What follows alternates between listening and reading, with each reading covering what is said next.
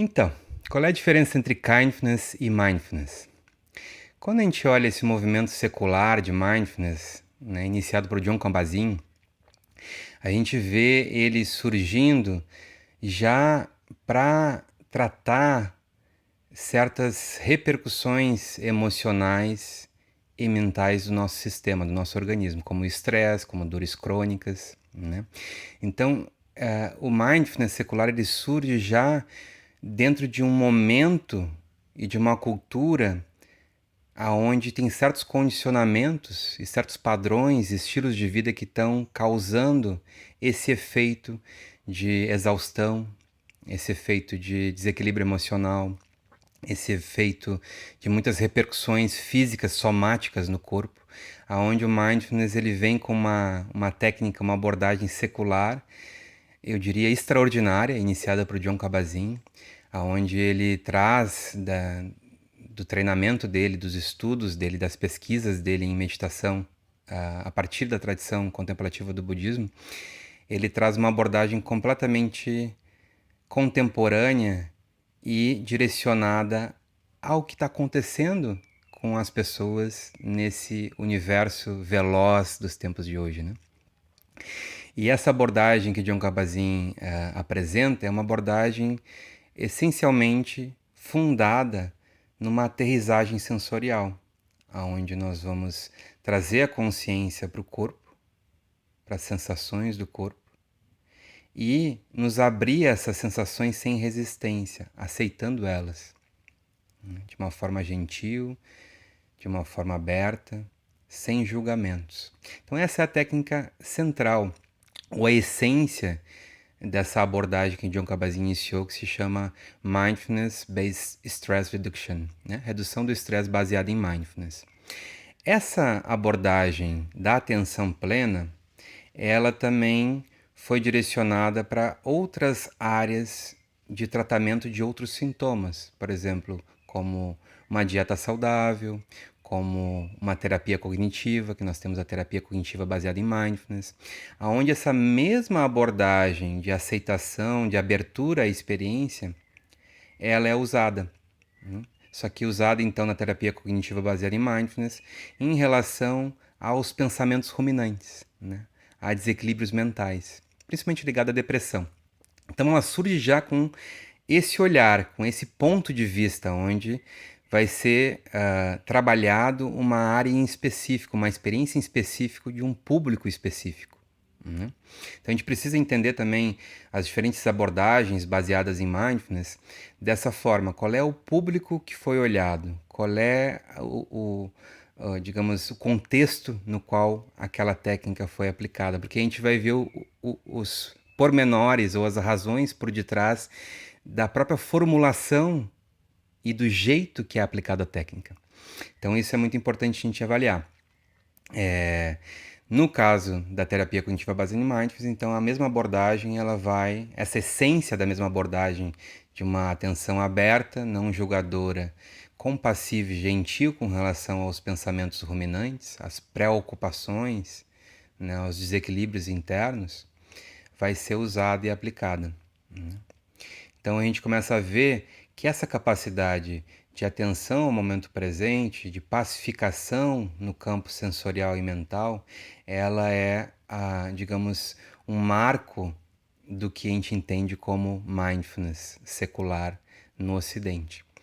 Mas a partir daí, será que pessoas que não têm nenhuma, digamos, nenhuma experiência depressiva ou de ansiedade ou dor crônica ou um estresse que leva à exaustão também não podem aplicar mindfulness ou aplicar técnicas de autodesenvolvimento para que se possa promover saúde e não com uma perspectiva de remediar sintomas, né? Será que promovendo mais saúde, esse espectro sintomático que a gente vê nos tempos de hoje, que inclui ansiedade e depressão, um grande número de pessoas, será que promovendo a saúde isso não se reduz, né? Com mais saúde, será que a gente não reduz a repercussão e a emergência de todo esse espectro sintomático? No Kindness a gente vai olhar a partir daí, né?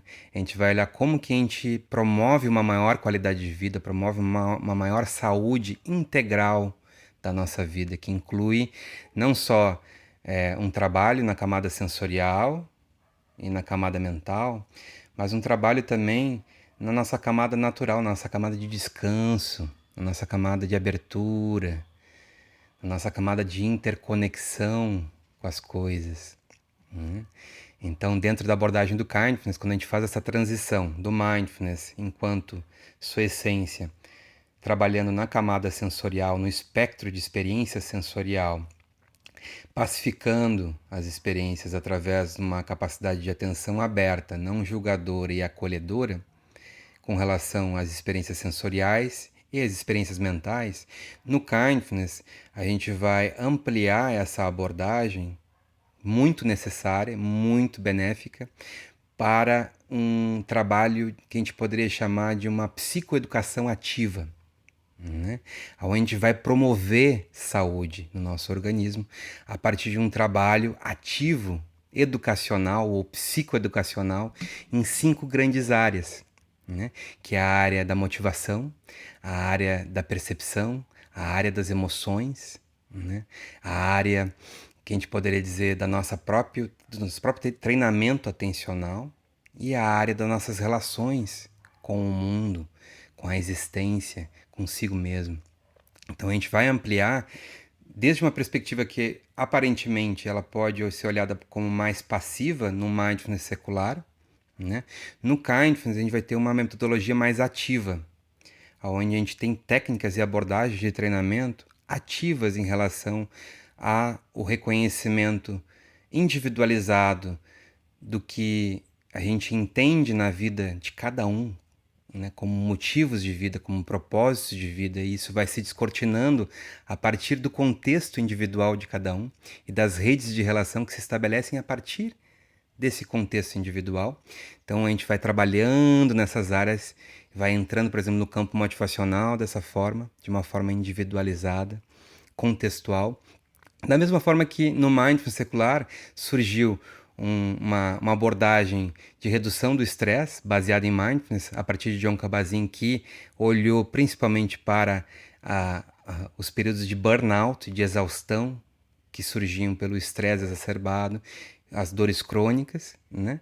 Então, da mesma forma que foi contextualizado o Mindfulness que surgiu com Jon Kabat-Zinn, depois o Mindfulness, a terapia cognitiva baseada em Mindfulness e outras abordagens baseadas em Mindfulness, focando contextos específicos, no Kindness a gente vai focar um contexto específico também, mas esse contexto ele não vai se restringir a uma determinada sintomática, a gente poderia dizer, né? A sintomas específicos, a um espectro sintomático específico, mas num nível de promoção de saúde, de qualidade de vida mais geral, mais integral, né? Observando que tipo de atividades ou posturas, perspectivas e trabalhos internos vão elevar a tua saúde e a tua qualidade de vida.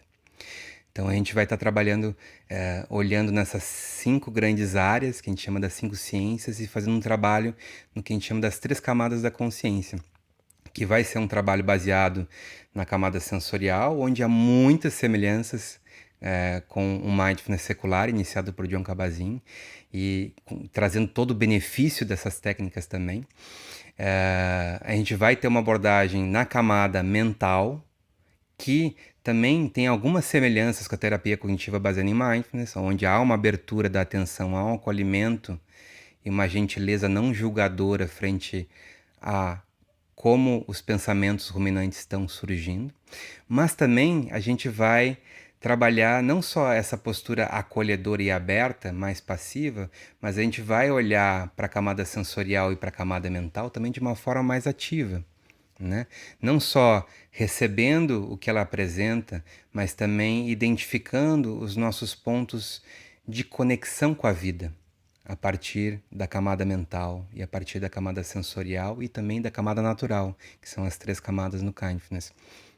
Então, dessa forma, a gente vai trabalhar, por exemplo, uma coisa que eu acho muito legal, que é, ao invés de reduzir certas sintomáticas, no Kindness, a gente vai ter uma abordagem inicial que é reduzir a resistência à sintomática.